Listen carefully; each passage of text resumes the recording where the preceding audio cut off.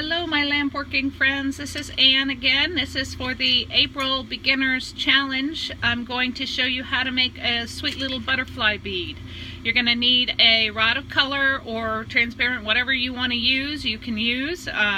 These are going to be cute little, this one's I'm going to use Reichenbach Multi, just because it'll give me multiple colors on there without a whole lot of effort.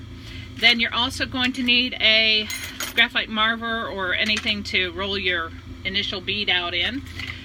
You're going to need some tweezers. There are any number of kinds of tweezers. I'm going to use my petal pullers that I got from Leonardo. That's who, Karen Leonardo. She sells these, but you don't need these. These just, I happen to have them and I haven't used them for anything else, so they work great for this.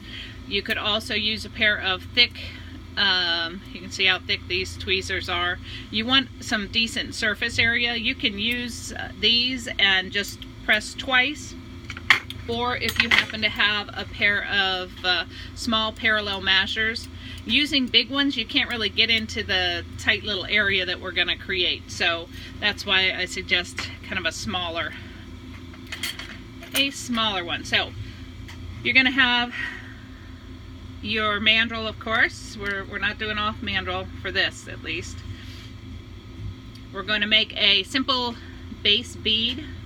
The base bead is going to be kind of small because I want these to be able to be worn as earrings. So I'm just going to make what I would consider a spacer bead. So maybe 3 or 4 wraps of this color. And I'm not going to get it too far out of my way, otherwise I won't be able to find it.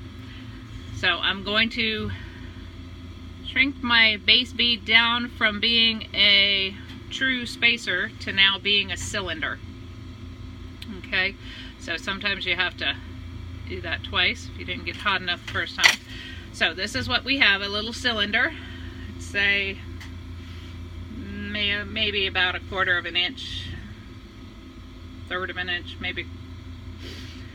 And I'm going to now place some dots. Dots are easy, we all like dots.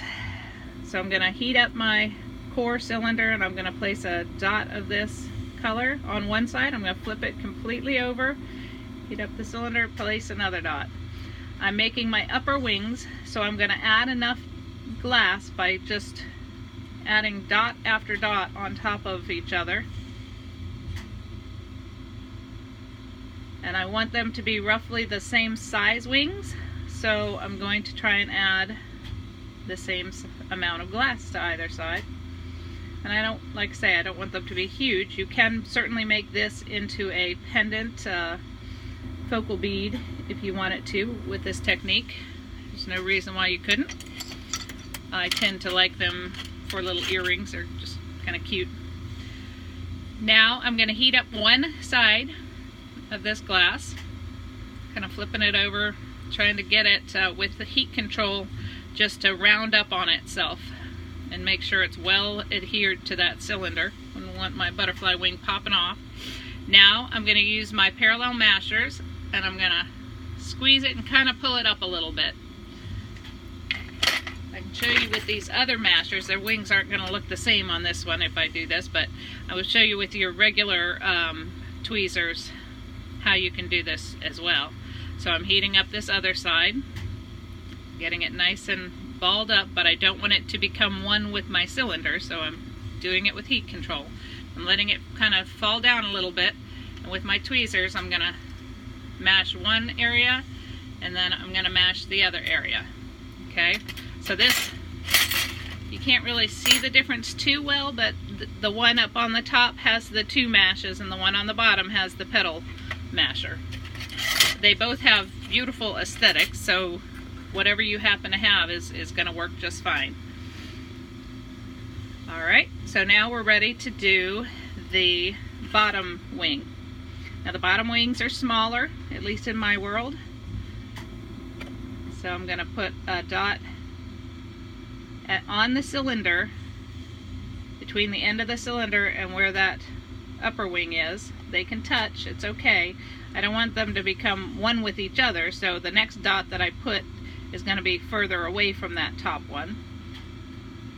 And I'm doing the same thing. I'm adding some to either side until I get it to the size that I think I want and that they're roughly even.